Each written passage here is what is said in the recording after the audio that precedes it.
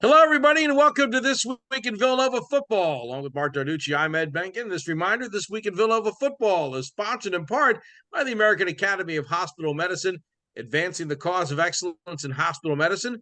Studio 042, Super Business Printer, studio042.com. And by Athlete Squared, a platform that lowers the cost of youth sports training and empowers all college athletes to monetize their name, image, and likeness. Well, Mark, this may sound like a recording. Patriot League opponent expected to win, punched in, punched out, despite the fact that Mother Nature decided to throw a monkey wrench to some things Saturday night. Again, the Wildcats took care of business this week. Yeah, 42-19 at over Colgate. And as you said, with all the obstacles, first of all, the game started 40 minutes late, then there was another delay. So with all the obstacles, talking to Mark Ferranti at today's press conference, he was certainly happy with how things went. On the subject of those weather delays, I mean, both sides had to deal with the delayed start, and then the Cats got off to such a good start, just like they did the week before. That second delay, I think, just for a moment, kind of threw a monkey wrench into things a little bit. Look, this wasn't the only football game on Saturday across the country that had a weather delay, and we saw it happen at NC State, certainly. To the Cats' credit, they eventually kind of found the equilibrium a little bit and kind of picked up right where they left off. Yeah, there's no question about it. And I thought what was impressive about the game was how efficient quarterback Connor Watkins was. I mean, here's a guy who threw for over 300 yards and only attempted 11 passes. I still think this is a team that's going to set everything up with the run, but that performance by Watkins, you really have to be impressed. Yeah, impressive. The 8 for 11, which prior to that game, that's the fewest pass completions in a Villanova 300-yard passing game ever, had been 17, and he did it with 11. Very impressive night of Mark. To tie into that, Villanova was very effective against Lehigh with some shorter passes. The big play and then some returned 3 passes completed for over 60 yards. Great to see that for so many reasons. Obviously, you want big plays to score, but I think for teams looking at Villanova, suddenly you see that big play capability. It certainly changes a lot of things and opens up a lot of things offensively.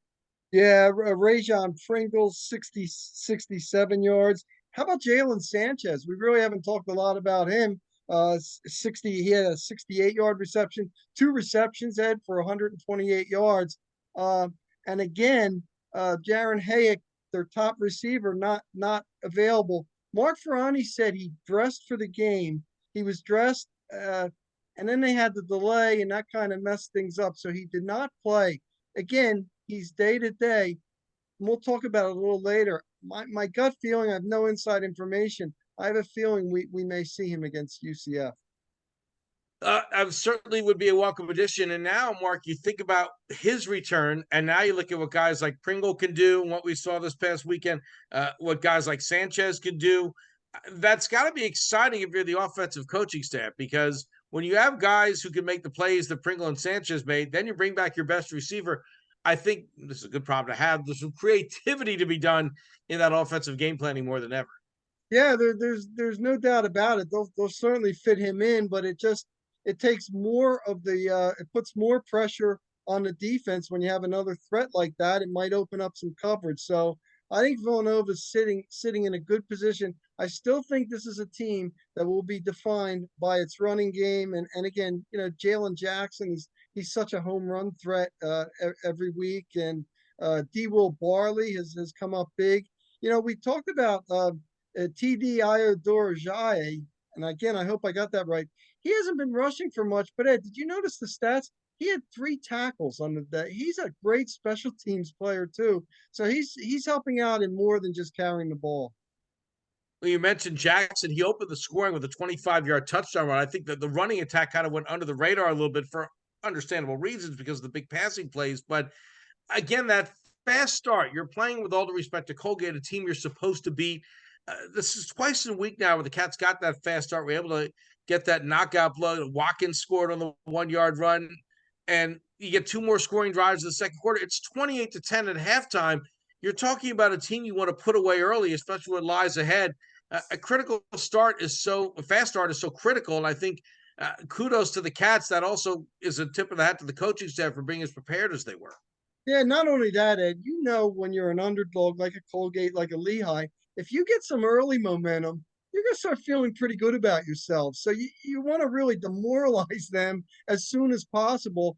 And Villanova has basically been able to do that in the first two games. And you say, well, they beat teams they should have beaten.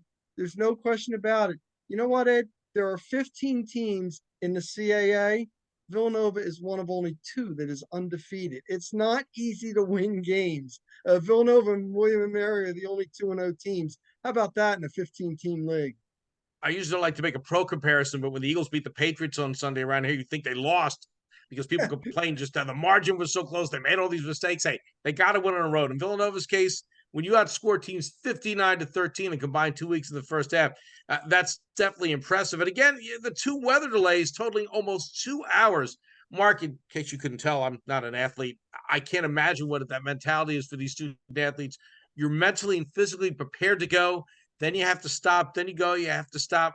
To me, the mental challenge was almost as big as getting back into shape and executing the game plan when play resumed. Yeah, it really is. And it was still, I was out, it's still kind of muggy and everything like that. It was just difficult conditions. You had to gut it out. I know both teams had to do it. But very, very good performance by Villanova. Ed, we seem to talk about the offense so much, but how about the defense? And there's someone I wanted to talk about here, a linebacker, Daniel Abraham, a graduate student. He led them in tackles the other day with 8, and their linebackers have been doing so well. We've talked about Shane Hartzell, the guy in the middle, who led him in tackles last year and is probably going to lead him this year. Brandon Bell, they've had some really good linebacker play early in the season. And Mark Ferrani explained the way their defense is set up, it's for these linebackers to make the tackles, and they were really impressive. I think we're seeing that in the college game more than the pro game now with the linebackers so active. And again, the guys up front are clocking things up to get to the lanes clock for the linebackers. The secondary mark hasn't really been burned as much. And again, I know they faced kind of a new offensive regime in Lehigh 2 weeks ago. Uh, Colgate, again, a team they were expected to beat. But still, you combine that with the secondary. I think the thing you have to like about this defense, we've said it the last few weeks, we've mentioned something good about the secondary, the defensive line, the linebackers all the way across the board, each position's getting it done so far. No question. And one guy I'd really like to mention too is Elijah Glover, who's a South Jersey guy. We always have to mention the South Jersey guys from Pleasantville High School. In the secondary back there, he had 6 tackles. So he's coming up and making the big plays as well. So they're getting it done. They're getting better on defense, and they're doing it on both sides of the ball. At least they have in the first 2 weeks. And we mentioned last year just 11 sacks. They had 3 alone in this game against Colgate, getting pressure on the quarterback. Certainly that's been impressive. By the way, Hartzell had 1.5 sacks. That's half the sacks. So good to see that as well. So, Mark, across the board, all the boxes checked so far. I think Villanova was essential for them to get off to this fast start. Yes, we've already hit it on the head. These are two teams they were supposed to beat, but they've taken care of business. They can put the first 2 games aside. After next week, you've got the conference schedule coming up. We're going to dissect the UCF game coming up. But I think the coaching staff sits back and says, okay, priority 1, we need to beat these teams early on in the season. That's the priority every week. Number 2, okay, how's your quarterback? Well, very efficient in week 1, spectacular in week 2. Missing our top receiver. Okay, look at we got guys coming in doing what they're doing. They're doing great. Running backs. Okay, we ran the heck out of the ball against Lehigh, and then Jalen Jackson still gets a 25-yard touchdown to spark us. I'm looking across the board, and then we just talked about the defense. I think what the coaching staff has to be happy about, they might nitpick things a few more than we do, but they're probably saying all around, everyone's been pretty solid as far as going position by position. Yeah, and the thing about this team, Ed, is they don't need one guy to carry them. They've got a lot of bound. We talked about how many people can run the ball and all. And a guy like Pringle, I don't even know if you can call him a number 2 receiver because just because Hayek is so good, but Pringle would be a number 1 in a lot of places, and he's certainly playing like that now. I just think the 2 things with this team you look for: depth and experience. And the thing is, Ed, these guys, if they can stay healthy, it's an old cliche. So far, so good for the most part. If this team can stay healthy, it can do some big things. I think that's the random element is stay healthy, and that can wreck a season very quickly.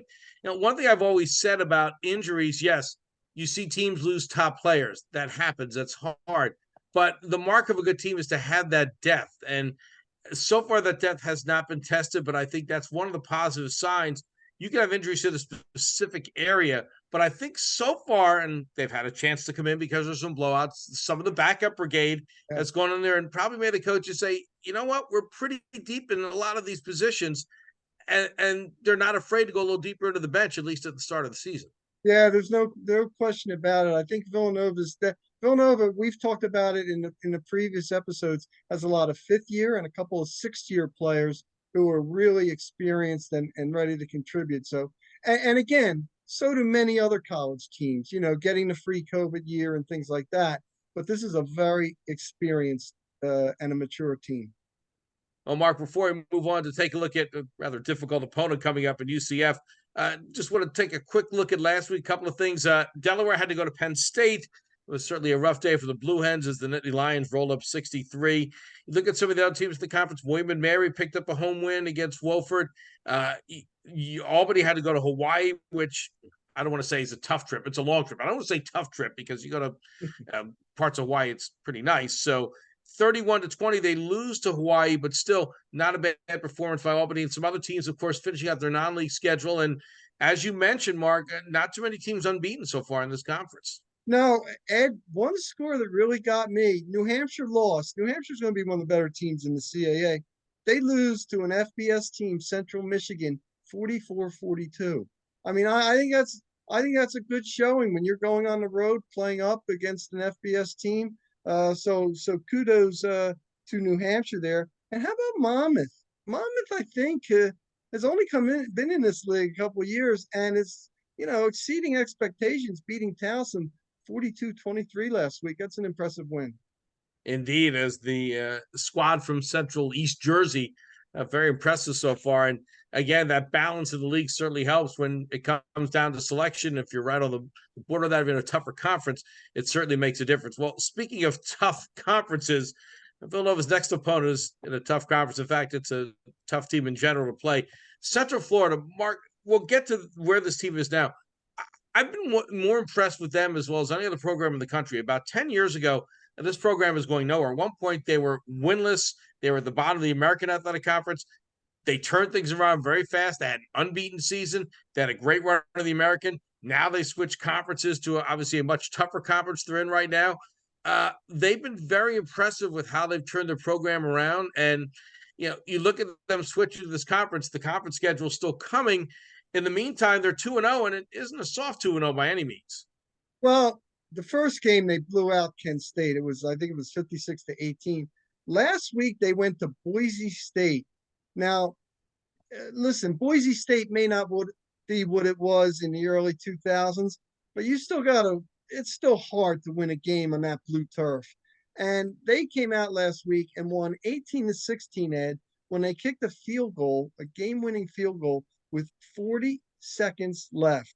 And how about the name of the kicker? Colton Boomer. I mean, what kind of a better name for a kicker than Boomer? He had 4 field goals, Ed, 2 of them 50 or more yards. One was 50, and then one was 55. So their offense was sputtering a little bit, not being able to get touchdowns. But Boomer really saved them on this, and obviously he'll be a factor against Villanova. You mentioned you go on the road in that environment, and no matter how Boise State's doing this year, that's never an easy place to go win. And they were able to do that quite impressively. So this is a UCF program that's not only a Division I opponent for Villanova, but a very good one. This program now has 61 wins in the past 6 seasons, plus the 2 this year. So 6 seasons plus 2 weeks. However, Mark, their quarterback, John Plumlee, who's been off to a good start, will likely not be participating this weekend. No, it's not likely, Ed. He definitely is out. John Rice Plumlee, remember, he began his career at Ole Miss, and now he's been at UCF, and he's a very good dual threat guy. In fact, he leads them in rushing now. He got hurt late in the Boise State game, and I went on to the UCF press conference today, and they said he's definitely out for a couple of weeks. He's not out for the season. which is good news. But he was such a great dual threat. He's also a guy, if you remember, in the spring, he played in the spring football game, and then he went and played a baseball game. So for UCF, so it shows what kind of an athlete he is, and they're certainly going to miss him. He's a big leader. But now they're coming in with a guy named Timmy McLean, a young guy who began his career at USF at South Florida, and I think he started 9 games as a true freshman there in 2021.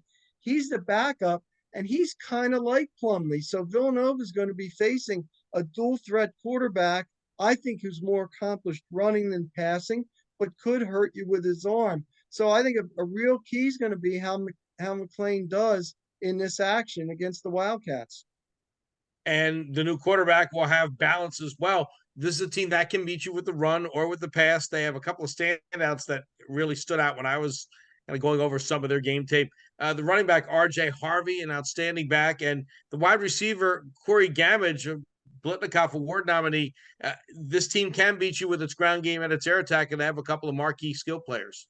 Yeah, and they have a really good offensive line. One other thing, Ed, I'm actually glad for Villanova's sake that this game is being played at 6:30, because in Orlando in September it can be hot. I've been at that stadium. It is a tremendous atmosphere. They play on campus there, uh, but it can get pretty darn hot, and so I'm glad that they're starting that game at 6:30. And I'll tell you what, obviously UCF's going to be favored, but this is a team without its quarterback and everything like that. I'm not saying Villanova's going to come in and upset, but I think the Wildcats can at least be competitive in this game. And for people that don't know, we heard from some people that watched the podcast before, there is a major difference between an FBS and an FCS school in most cases. The FBS teams have more people, they can put more on their roster, they have more scholarships.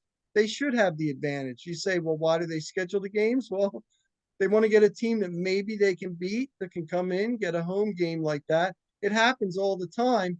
It doesn't, it's not always success for the FBS teams, but Central Florida will be favored. But one thing I warn is the offense sputtered against Boise State. We'll see what happens this week against the Wildcats. And on the other side, the Cats will have a challenge, a very well-rounded defensive UCF team that did an outstanding job at Boise State. One player to watch on the defensive side for Central Florida, Jason Johnson, their linebacker, just seems to be one of those guys who is everywhere on the field on every play. Yeah, yeah. Well, here's the thing. UCF has lived with great active linebackers over the years. And the reason why you say, well, this program's been good. Well, who has better high school football than Florida? I mean, they play spring football. People in Texas, people in California who have more players to choose, they might say they do, but Florida is as good as any school. And that's why I'm surprised, like South Florida, which still plays in the AAC, has really, really struggled. UCF has feasted off these players from the Central Florida area, and that's why they've been successful. Now they are now in the Big 12, so they're going to have to take another step up. Yeah, the likes of Oklahoma are waiting on the horizon for UCF. Meanwhile, Mark, I think you brought up a great point. You talked about with FBS, there's scholarship players. There's as deep as Villanova is, it's a different kind of depth with UCF. At the risk of this coming out the wrong way, you want Villanova to perform well. The Cats have to come out of this as unscathed as they can. It's a more physical matchup when you play a team like this. It can take its toll. We've seen some of the blowouts around the rest of the league with these matchups. In this case, Mark, yes, you want to perform well, but understanding the opponent on the other side, hopefully physically, like you wish for in every game, but maybe particular in this one, the Cats come out of this okay with Rhode Island and the conference schedule on the horizon next. Yeah, that's a good point, Ed. And here's the thing, they both have scholarship players. Villanova has plenty of them. The problem is when you play up against an FBS team, it's very likely they have twice as many as you do.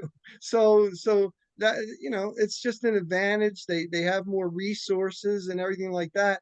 Again, I don't know if Villanova is getting a guarantee. A lot of times these FCS schools get some a guaranteed money to make an appearance to go play on the road against an FBS school. I don't know any of the financial details of that, but it is good. I think it's good for Villanova. I think it's good as long as we said, as they stay healthy, and you hope it's a good experience. Like for instance, we talked about Delaware losing 63-7 against Penn State.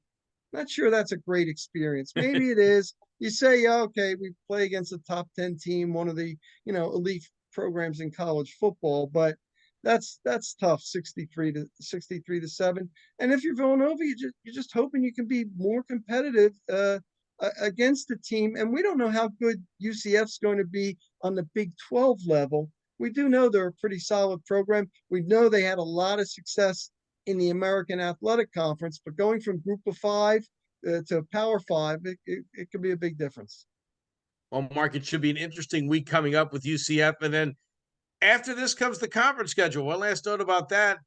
Villanova's obviously not going to look ahead with UCF staring at them this week, but in addition to getting through this week fairly healthy, as the Riddler said in Batman Forever, the real game begins next week. It's all games are important, but the conference schedule on the horizon, Villanova can keep its focus this week, but things really change once you get to a week from Saturday. There's no question. Opening up against Rhode Island, you know the Villanova fans are going to be paying attention to the Rhode Island against Maine game this week. So yeah, and Rhode Island has been a team that certainly got some national top 25 votes. It's been in some polls as well. So I think it's going to be a very tough opener for Villanova. And Villanova's number one priority going down to UCF is coming home from Orlando, a healthy team to get ready for Rhode Island. Get the fluids ready, as you mentioned. It's going to be a hot one down there in Orlando, even with the later start time. Mark, great again to talk this week in Villanova football. Next week we'll recap UCF and get ready for conference play with Rhode Island coming up. Ed, have a good one. Thanks.